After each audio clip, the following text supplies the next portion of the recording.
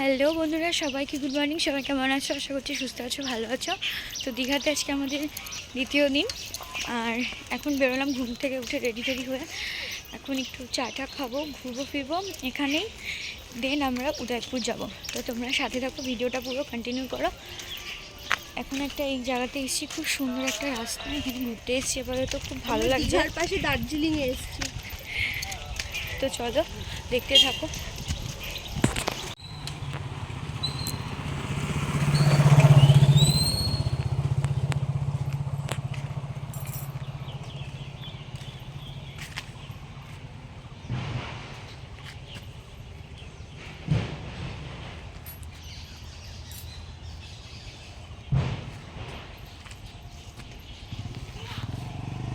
ওখানে ঘোরা ঠোরার পর আমরা চলে আসলাম বাজারে। আর বাজারে এসে আমরা দেখছিলাম যে কত রকমের মাছ উঠেছে। আমাদের নিজস্ব মনপসন্দ মাছ আমরা আজকে রান্না করতে দেবো, আর সবাই মিলে সেটাই খাওয়া হবে দুপুরে, সেটাই হচ্ছে আমাদের লাঞ্চ হবে। তো দেখো, বাজারে তো ঢুকে গেলাম, চারিদিকে প্রচুর মাছ ছিল, বাট এই মাছগুলো কিন্তু আমাদের ওখানেও আছে। সেরকম কোনো যে একটা মাছ দেখে অ্যাট্রাকটিভ হবে সেরকম কিছু দেখিনি, যেহেতু কিন্তু মোহনাতে মাছ ছিল না তার জন্য। তো ওখান থেকে আমরা ইলিশ নিয়েছিলাম, ইলিশ নিয়ে রান্না করতে দিয়েছিলাম। দেন আমরা চলে আসলাম খাবারের দোকানে। এখানে দেখো সবাই মিলে এসে একটু কচুরি খেয়ে নিয়েছিলাম, বড্ড খিদে পেয়েছিল। তারপর আমরা রেডি হয়ে গেলাম উদয়পুরে। তো দেখো বন্ধুরা, আমরা এখন আবার রেডি হয়ে আমরা যাচ্ছি উদয়পুর বিচে। তো বাইরে প্রচণ্ড রোদ, দেখো এত গরম, তাও তার মধ্যে চুল ছেড়ে দিয়ে ভালোভাবে একদম ফ্রেন্ডসি দিয়ে এসেছি। তো চলো উদয়পুর বিচে যাই, তারপর আবার তোমাদের সাথে দেখা হচ্ছে। তো দেখো, আমরা টোটো থেকে নেমে গেছি, টোটো করে আসছিলাম, আর এখন আমরা যাচ্ছি বিচের কাছে। বিভৎস রোদ,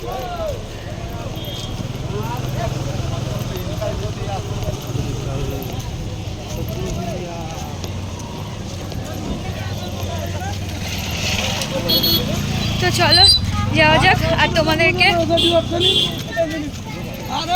ভিউটা দেখাচ্ছি।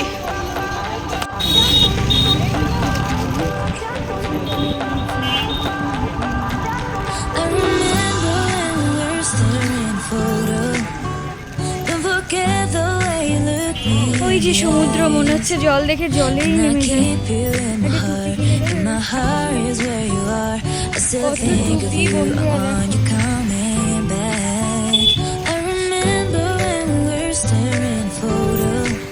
তো ফাইনালি আমরা উদয়পুরের সামনে চলেই আসলাম। ওয়াও, কি খাবার, সুন্দর লাগছে।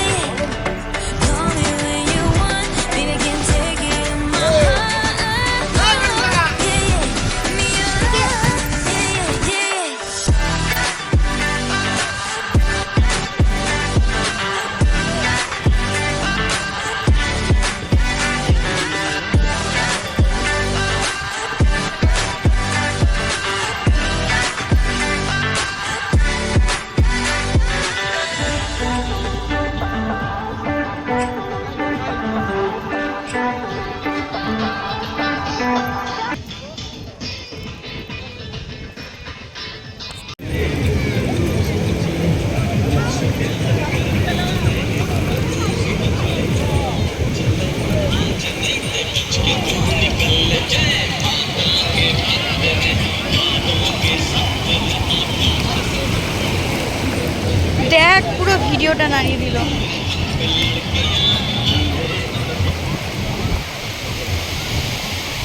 এই মা ড্রেসে কাদা লাগিয়েছে, দেখো তো।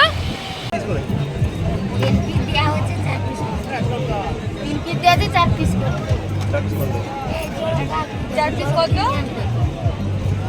4 পিস কত পড়বে? আর একটা পমফ্রেট হচ্ছে 150। পমফ্রেটে কিছু হবে না। এটা কত?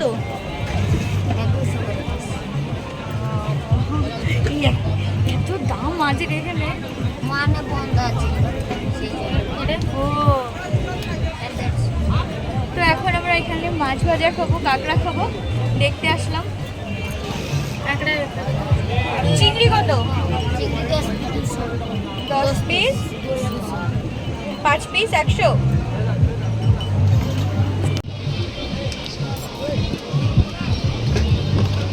এটাও কি 200?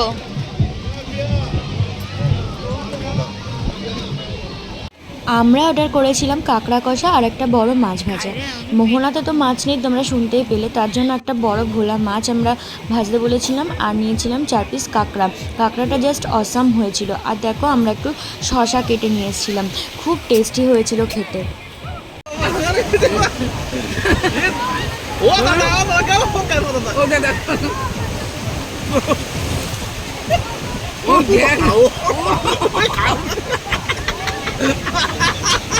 তুই ভালো করছিস না, ওটা কথা বলতে দে, ভালো করছিস না।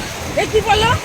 জানি তো এই ব্যাগ ঘর ওইটা হলে বলেছিল সরো না। দেখ কি আমাকে ওরে কি পাইছিস। উদয়পুরটা ঠিক এর জন্যই কিন্তু ভালো লাগে যে সমুদ্রের সামনে বসে খাবো দাবো, মজা করব আর সেই সাথে সমুদ্রের দৃশ্যটা পুরো উপভোগ করব। এত সুন্দর হাওয়া, এত সুন্দর মনোরম পরিবেশ, এত সুন্দর জমজমাট জায়গা, এর জন্যই কিন্তু উদয়পুর ভালো লাগে। তো আমরা কিন্তু উদয়পুরে বেশিক্ষণ থাকিনি, ওই 3টে সাড়ে 3টে পর্যন্ত থেকে তারপরে দেখো আমরা বিকেলে রুমে ফিরে খাওয়া দাওয়া সেরে নিয়ে আবার সন্ধ্যাবেলায় রেডি হয়ে চলে আসলাম ওল্ড দীঘাতে। আর ওল্ড দীঘাতে না আসলে হয়, এত সুন্দর জায়গা সমুদ্রের ধারে, পুরো একদম সন্ধ্যেবেলায় হাওয়া খেতে খেতে মজা করব, আনন্দ করব, নাচ গান করব, তাই জন্যই ওল্ড দীঘাতে আসা। তো যাই হোক, দেখো এখানে এসে কত দোকানপাট তোমরা দেখতেই পাচ্ছ। এখানে কিন্তু যা আছে সব কিছু আমাদের ওখানে পাওয়া যায়, তাই এখান থেকে আর কিছুই কিনিনি। জাস্ট আমরা সবাই মিলে একটু খাওয়া দাওয়া করেছিলাম, ওই অবধি ব্যাস। আর মামামের জন্য কিছু খেলনা দেখছিলাম, বাট নিইনি। ওর প্রচুর খেলনা আছে, দিদিই বলেছিল কিছু নিতে হবে না বনু। তো যাই হোক, এখানে আয়নাগুলো দেখো কত সুন্দর ছিল, ভেবেছিলাম একটা নেব, নিইনি। আর এত সুন্দর হাওয়া দিচ্ছিল, তা সত্ত্বেও কিন্তু ভীষণ গরম লাগছিল, বীভৎস গরম ছিল। তোমরা দিনের বেলাতেও দেখলে কত রোদ ছিল। তারপর দেখো একটা শঙ্খের দোকানে আমরা এখানে আসলাম। মা নিজের মন পছন্দ করে একটা শঙ্খ নিল, যেহেতু আমাদের একটা শঙ্খের দরকার ছিল। আর হ্যাঁ, তার থেকেও বড় কথা, আমরা কালকে চলে যাব, তাই জন্য খুব তাড়াতাড়ি করছিলাম। তো আমরা 2 দিন থাকার জন্যই দীঘাতে এসেছিলাম, ব্যাস এই অবধিই ছিল আমাদের দীঘাতে আনন্দ করার দিন। তো আমরা কালকে সকালেই বেরিয়ে যাব, আবার তাড়াতাড়ি রুমে ফিরে ব্যাগ গোছাতে হবে, তাই এখান থেকে আমরা তাড়াতাড়ি করে হোটেলে ফিরে গেছিলাম। তো চলো বন্ধুরা, ব্লগটা পর্যন্ত কেমন লাগলো অবশ্যই জানিও, যারা নতুন একটু সাবস্ক্রাইব করে দিও।